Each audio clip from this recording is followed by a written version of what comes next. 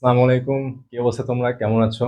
আশা করি ভালোই আছো। এবং আমাদের যে বিগত ক্লাসটি ছিল এটি ছিল নাউন ডিটারমিনার নিয়ে বিস্তারিত আলোচনা ছিল, এবং তোমরা ইতিমধ্যে পরীক্ষাটি দিয়ে ফেলেছো। পরীক্ষা অনেকে ভালো করেছো, খারাপ করেছো, চিন্তার কিছু নাই। যেহেতু প্রথম এক্সাম দিয়েছো তোমরা, এরকমটা হবে, অনেকে অনেক খারাপ মার্ক পেয়েছে।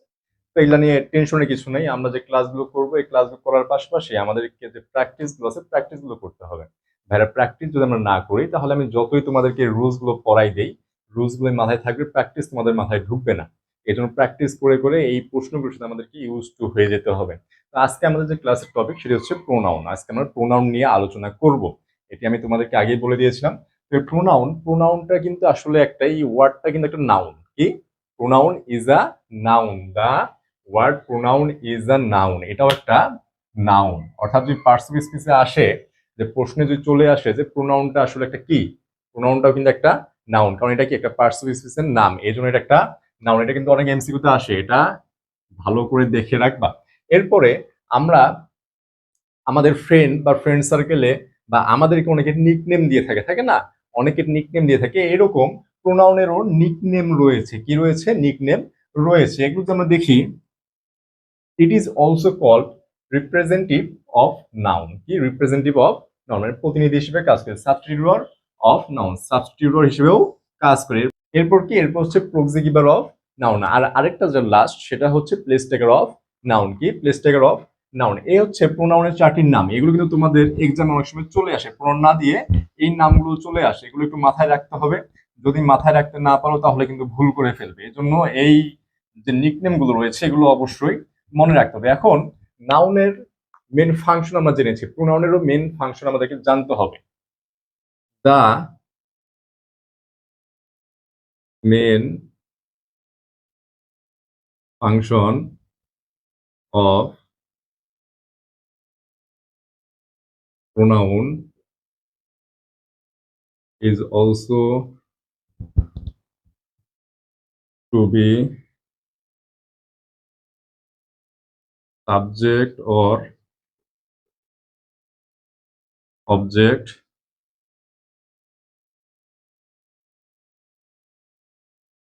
in the sentence.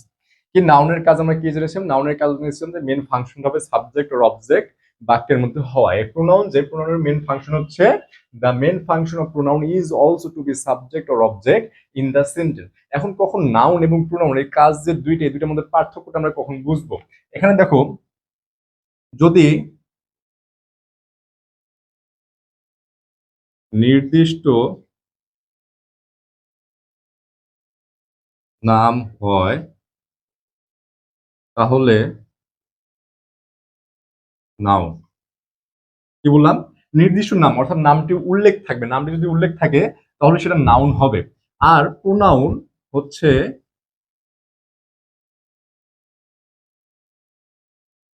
নামবিহীন হয় তাহলে এটি প্রোনাউন। যদি নামবিহীন হয় তাহলে সেটি প্রোনাউন, অর্থাৎ প্রোনাউনের নাম উল্লেখ থাকবে না, নামের পরিবর্তে অন্য কিছু থাকবে। অর্থাৎ যদি নির্দিষ্ট নাম হয়, নামটি উল্লেখ থাকে, তাহলে সেটি নাউন। আর যদি নামবিহীন হয় তাহলে সেটি প্রোনাউন। প্রোনাউনের আরো আমরা তিনটি বৈশিষ্ট্য জানবো। যদি তিনটি বৈশিষ্ট্য ঠিক থাকে তাহলে সেটি প্রোনাউন, যাতে তোমাদের একদম কোনো ডাউট থাকে না, ডাউট যাতে ক্লিয়ার হয়ে যায়। এই জন্য এখন আমরা বাকি তিনটি বৈশিষ্ট্য দেখবো।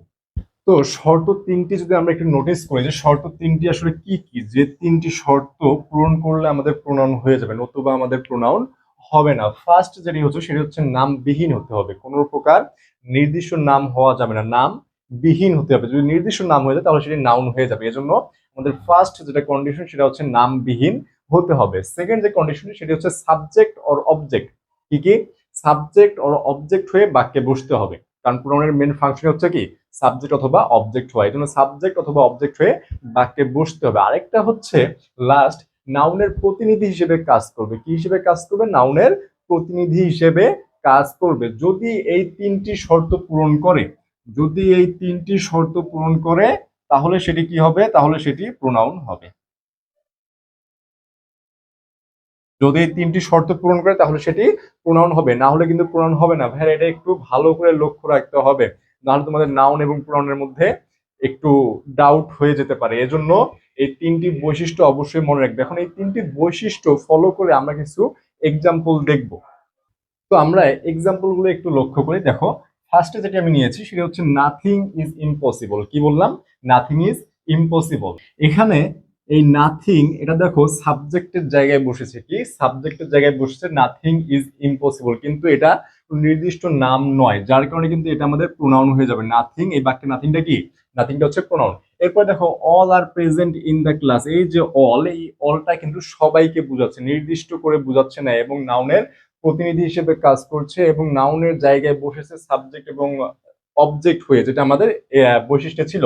এখানে যেহেতু সাবজেক্ট হয়ে বসেছে এবং তিনটি বৈশিষ্ট্য পূরণ করেছে, যার কারণে আমরা বলতে পারি যে অল এখানে হচ্ছে প্রোনাউন। এরপরে one has come to me. দেখো এই ওয়ান, এই ওয়ানটাও কিন্তু প্রোনাউন। কেন প্রোনাউন? ওয়ান দ্বারা কাউকে বোঝাচ্ছে, কিন্তু কাকে বোঝাচ্ছে সেই নামটা কিন্তু নির্দিষ্ট করে দেয়া নাই, এবং সাবজেক্টের জায়গায় বসেছে। অর্থাৎ ওই যে আমাদের তিনটি বৈশিষ্ট্য, তিনটি বৈশিষ্ট্যই ফিল আপ করেছে, যার কারণে এই ওয়ানটাও এখানে প্রোনাউন। এরপর দেখো রাব্বি এন্ড সুরাইয়া লাভ ইজ আদার। দেখো এখানে ইজ আদার, এটা কিন্তু প্রোনাউন। কি এই ইজ আদারটা হচ্ছে প্রোনাউন। যে প্রোনাউনের যে ক্লাসিফিকেশন আছে সেখানে আমরা দেখতে পারবো যে ইজ আদার এটা একদম নির্দিষ্টকে দেওয়া আছে প্রোনাউন। এরপর হচ্ছে হু আর ইউ। এখানে এই হু, এটাও দেখো সাবজেক্টের জায়গায় বসেছে এবং একজনকে বোঝাচ্ছে, কিন্তু কাকে বোঝাচ্ছে সেটা নির্দিষ্টকে দেয়া নাই। যেহেতু ওই তিনটি শর্ত পূরণকে সেই জন্য কিন্তু এই হুটাও এখানে প্রোনাউন। এখন প্রোনাউনের যে ক্লাসিফিকেশন, সেই ক্লাসিফিকেশন কিন্তু আমাদেরকে জানতে হবে। ক্লাসিফিকেশন থেকে ম্যাক্সিমাম ভার্সিটিতে কোশ্চেন চলে আসে, যার কারণে ক্লাসিফিকেশন আমাদের একটু ভালোভাবে আইডিয়া রাখতে হবে। তো এখন আমরা ক্লাসিফিকেশন গুলো দেখবো।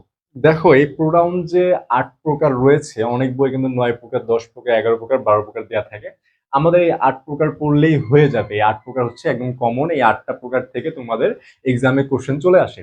এখন এই 8 প্রকার তোমাদেরকে যদি বলতে বলা হয়, তোমরা কিন্তু অনেকেই বলতে পারবা না। এবং আমি দেখেছি যখন ফার্স্ট ক্লাসটি নিয়েছি নাউন, তোমাদের অনেকেই দেখা গিয়েছে ক্লাসটি অনেক নরমাল হয়ে নিয়েছে, যে কি নাউন।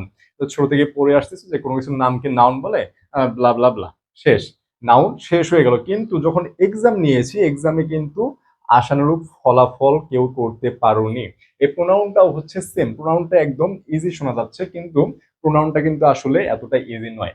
দেখো আমরা যদি ফার্স্টে চলে যাই, ডেমনস্ট্রেটিভ প্রোনাউন। এখন এই ডেমনস্ট্রেটিভ প্রোনাউনের এক্সাম্পল গুলো কি কি থাকে? This, this, that, those, the, same, such, etcetera. এটার মিনিংটা কি? ডেমনস্ট্রেটিভ প্রোনাউন, এটার মিনিং আছে। বাংলা মিনিংটা আসলে কি? এটার বাংলা মিনিংটা হচ্ছে নির্দেশক সর্বনাম। কি বললাম? নির্দেশক সর্বনাম। তোমরা খাতায় নোট করে নাও যে ডেমনস্ট্রেটিভ প্রোনাউন এর বাংলা মিনিং হচ্ছে নির্দেশক সর্বনাম। বাংলাগুলো যদি মনে থাকে তাহলে তোমাদের ইজি হয়ে যাবে। এরপরে যেটি, সেটি হচ্ছে ডিস্ট্রিবিউটিভ প্রোনাউন। ডিস্ট্রিবিউটিভ কি? Each, either, neither. ডিস্ট্রিবিউটিভ হচ্ছে বন্টন সূচক। এই ডিস্ট্রিবিউটিভ মানে কি? ডিস্ট্রিবিউট করে দেয়া, মানে বন্টন সূচক, ভাগাভাগি করে দেয়া। এরপর যেটি, সেটি হচ্ছে রিফ্লেক্সিভ প্রোনাউন। রিফ্লেক্সিভ প্রোনাউনটা হচ্ছে সর্বনাম। কি? সর্বনাম। এগুলো কি কি? মাই সেলফ, হারসেলফ, মানে সেলফ এবং সেলফস। সিঙ্গুলার হলে সেলফ এবং প্লুরাল হলে সেলফস। এই যে আওয়ার সেলফস, এই সেলফস যুক্ত থাকবে। এগুলো হচ্ছে রিফ্লেক্সিভ প্রোনাউন। এরপর হচ্ছে রিলেটিভ প্রোনাউন। রিলেটিভ মানে কি? সম্পর্ক। এই জন্য রিলেটিভ প্রোনাউন মানে হচ্ছে সম্পর্কযুক্ত সর্বনাম। এগুলোতে ডাব্লিউএস ওয়ার্ড থাকতে পারে। ডাব্লিউএস ওয়ার্ড কয়টা ভাইয়ারা? ডাব্লিউএস ওয়ার্ড হচ্ছে 9টা। ডাব্লিউএস ওয়ার্ড কয়টা? ডাব্লিউএস ওয়ার্ড হচ্ছে 9টা। 9টা কি কি? এগুলো অবশ্যই আমাকে পরের ক্লাসে বলবে। ডাব্লিউএস ওয়ার্ড হচ্ছে 9টা। এর সাথে তোমার দ্যাট, অ্যাজ, বাট, এক্সেট্রা থাকতে পারে। এগুলো হচ্ছে 4টা, এবং বাকি 4টা আমরা